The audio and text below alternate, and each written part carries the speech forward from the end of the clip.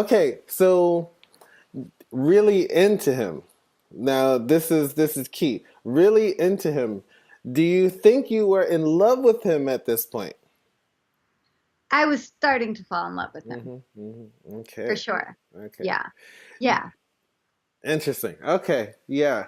Because I was thinking about there was a time I was having a conversation with my girlfriend at the time, and she was telling me she remembers the exact moment she realized that she was in love with me. She told me like, yeah, she told me, she was like, yeah, I was just sitting in this building and you walked in the door, and she was like, right then and there, she was like, I knew right then and there. So, but for you, it was like a gradual, or um, maybe you did, and at the time when you were being friends, you were being respectful to your respective relationships, and so you was, holding it down and. Yeah, I think like I mean there was definitely such a spark the first second I saw him. Like Mm, I told you I saw his smile and it like lit up a room. Like mm, I there's no one else I've ever met that I mm, felt that way about. mm. Um so there was definitely like almost some sort of soul recognition from Really? the first moment. Wow.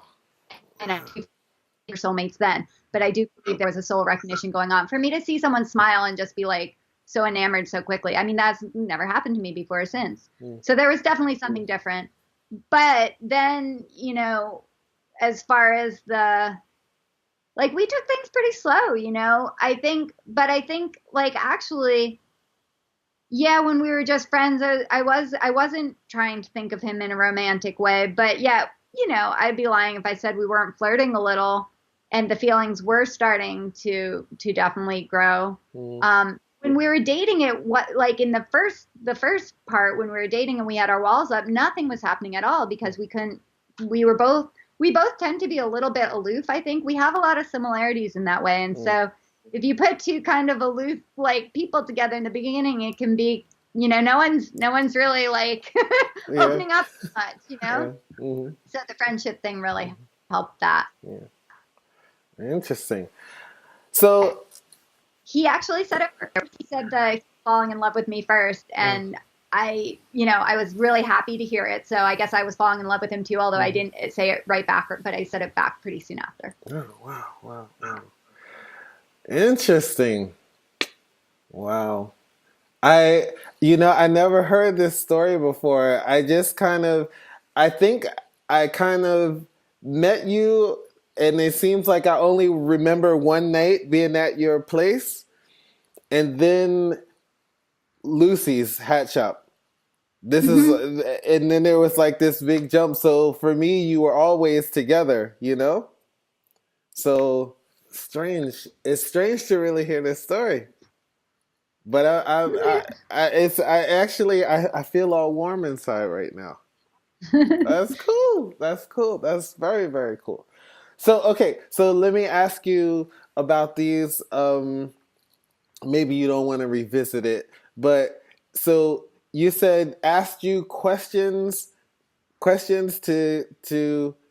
to see what you back then he asked you questions. Yeah. Say this again. So what The questions? testing questions, Mm, like testing. I yeah, I just felt like some of the questions he was asking, he was kind of testing to see what my response would be. Hmm. I wish I could remember what some of them were, but I don't actually Hmm. remember like the specifics of what they were. I just remember that like it was he was trying to be kind of sly about it, Hmm. like it was just conversation, but it definitely felt like it. And they're better.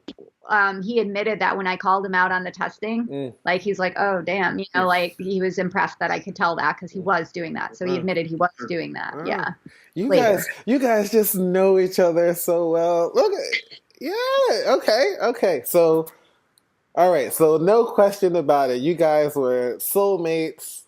You're the glue that holds the universe together. Uh, If something happens between you two, we all feel it. I think this is what's going on. All right. I get it. I get it. That's I mean, nice. of course we have our fights, we have our disagreements, we have our little whatever Mm, stuff, but like, we work through it. I'm not saying it's always easy. We both also, like, it goes with the aloof thing. I think we have a tendency to like just like silent treatment, mm. like we're not we're not silent. Although he'll say I yell at him if my voice is even like one little decibel raised. He's like, "You're yelling at me." I'm like, "I'm not yelling. This isn't yelling," but whatever. But we will go into the silent thing. But I'm trying to not let that happen so much. Like, and we don't. I mean, fortunately, we don't fight very often. Mm, But it can be the makeup part can be the hard part because, like, I hear about other couples who like they make up and it's like, makeup sex and all this stuff, and in mm, us, it's like we kind of just get tired of not talking to each other. So eventually forgive each other, and but mm. still kind of grudging. Yeah. But we actually just had like a talk yesterday morning about like something that we were like clashing about a little, and he did that thing, like we were in bed and he like turned away, Mm, and like as tempting as it was for me to be all mad and like mm, turn away or walk out of the room like in a huff and all, but I didn't let him turn away, and mm, I'm like, don't turn top, like, comfortable, but like, mm, and he did, he turned back around, like we kept talking it out, and it actually was like one of the quicker resolves we've ever had, and it was actually about a pretty big topic, so mhm, that was great. mm, It was a topic that had been on my mind for a while, but I was kind of like scared to bring up because I mm, didn't want to fight. I mhm, hate fighting. Like, I'm a conflict avoider. mm, But it was a good talk. We both expressed ourselves. I think we have a better understanding of ourselves, and we didn't let it go into that silent thing. And we were even able to like, there wasn't any grudgingness about the makeup at the end. Like, mm.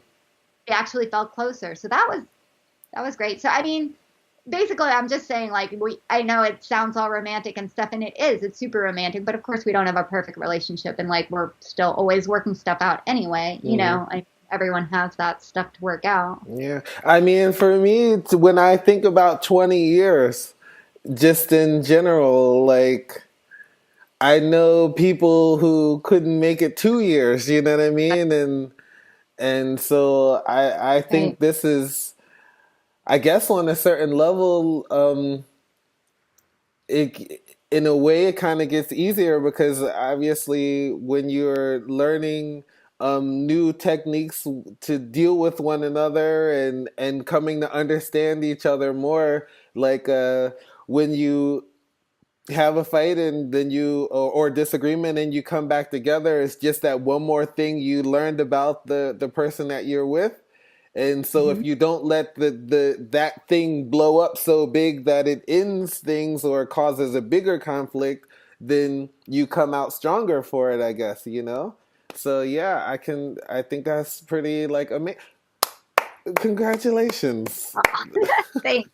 I will Yeah. say, like, I'm really interested in relationship stuff. So, like, about 5 years ago, we were just kind of like not in a great place. I mean, we were, I don't think, ever going to break up or anything like that. But, relationships ebb and flow. We were at a place in our relationship where we weren't as close as Hmm. at other points. Hmm.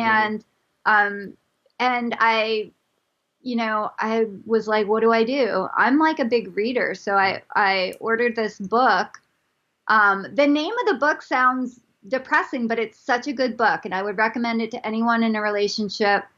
Anyone in a relationship. It's called Love is Never Enough. Mm.